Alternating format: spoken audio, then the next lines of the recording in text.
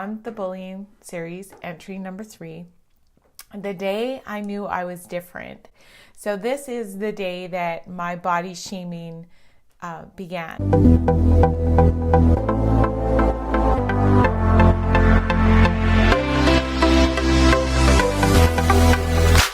If you haven't started with series 1 and with number 1 in the series, no worries.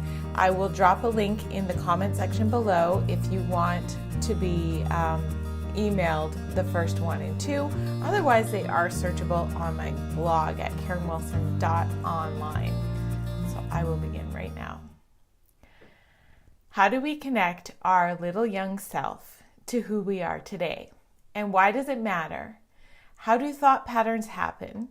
And can we really change our thinking pathways through visiting our early years? At a time where my life, where I felt very physically and emotionally confident, I was still experiencing roadblocks, perhaps fear, nasty phrases in my head. And I've always been really great at turning negative into positive, which I now know is somewhat of a survival skill. So I wanted to try and get to the bottom of my limited beliefs. I took a walk down memory lane to the first time I can remember it being pointed out to me that I was physically different. The first time I was made fun of for my appearance. The first time I felt a shot of pain towards who I was as a person based on anything other than my personality. So I took a picture of my 6-year-old self. Actually, it's over there. It's still hanging on the wall, actually, and I look at it every time I feel like I need a little advice from her. Because don't you remember, like, our 5 and 6-year-old self? If you've ever felt like this, when you look back at your childhood and children, like there's no inhibitions, there's no fear, there's no thoughts of just not being enough or not doing enough. So looking at this picture has really helped, and it is in the blog post. I've put it in there. So I took out my picture of my 6-year-old self and I stared deep into my eyes. The little girl in the picture was so alive. And as I looked into her eyes, I saw true windows of happiness. In the picture, I'm wearing my favorite pink dress that my mother made me and little pink clips in my hair. My thrill in life was to make others smile, and I dreamed of being an entertainer. Singer mostly, but I also really wanted to be an actor and a dancer. I really didn't have a voice. I would dress up and dance and sing in my room, and I would pretend my bed was a stage. I believed I could do anything, and I had a little stubborn streak in me that would just not give up. I had and felt so much love from my parents and friends. When I saw others sad or distraught, I felt the obligation to share my love. It was intuitive, and when I helped others find joy, it gave me bigger joy than anything that I could manifest myself. So at a young age, I already knew that that was part of who I was. I remember my mom telling me that I would be a great psychologist or counselor or even a nurse. But no, I wanted to be a performer. I didn't really understand why people kept telling me that I didn't have the right body type. Oh, who knows, they said. Maybe she'll grow out of it. Maybe it's just baby fat. I didn't see myself as being different. My mom made my dresses because she was good at it and liked to sew. I knew I had wide feet. I still do. Chubby cheeks, I still do.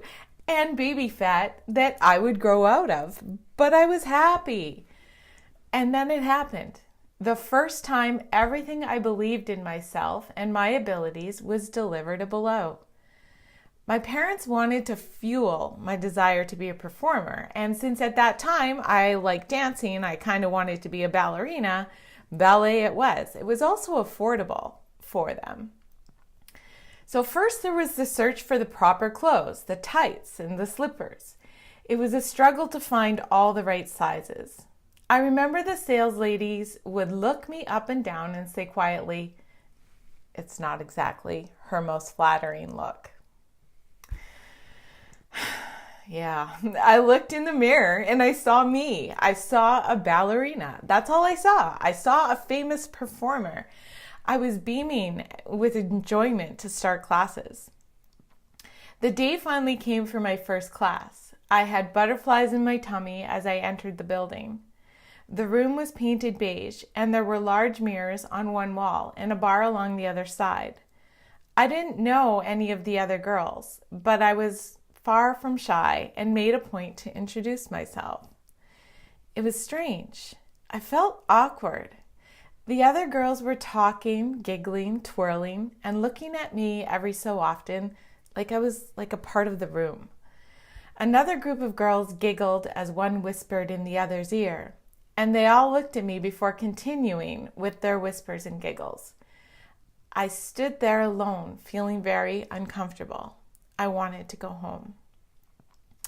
The teacher asked us to all line up by the bar. The sound of soft, slippered feet pitter-pattered across the floor to take the position. I suddenly had plain view of what the giggles and exclusion was. It wasn't me the girls were laughing at. It was my reflection. I had a wildly different reflection than any of theirs. As I looked across the room, my eyes scanned every little picturesque ballerina standing there, and then it fell on me. I stood firmly planted in the floor, a solid presence with much larger limbs and frame than the other girls. It was the first time comparison entered my world. I was different. I felt ashamed, unwanted, and for the first time ever, super shy. We started at the lesson, and honestly, I don't remember much of it, but I remember feeling awkward, clumsy, unpretty. The beautiful ballerina I had seen myself as when I danced around in my room had somehow vanished. At the end of class, the secrets and whispers came out. I knew it. She's too fat to be a ballerina. They giggled. I think I managed a couple more lessons before I begged my mom to pull me out. She did, but I didn't tell her why. I was embarrassed, and I was scared that if my parents knew what had happened, they might think less of me, like I deserved it. And what about the teacher? I've been asked this before. Why didn't she intervene? Quite honestly, I don't think she knew. As I got older and bullying became part of my everyday world, it became clear. Teachers only caught about 10% of what was really happening socially with the students, and it's not the teacher's fault.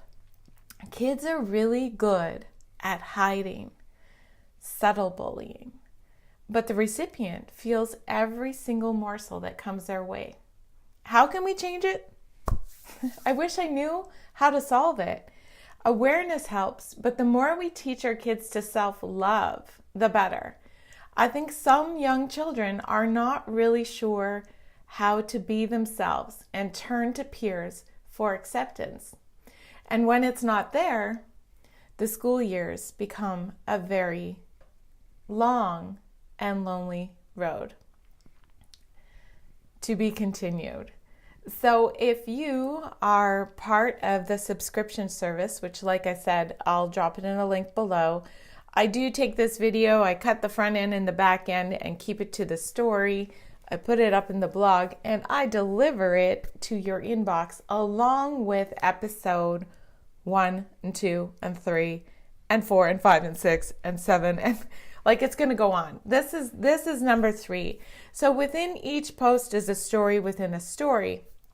And I'm doing this to just kind of share awareness of how we can make subtle changes to really help women change their image of themselves. Like and just like when you look in the mirror, just see the beautiful person you are. Beautiful person. Take care.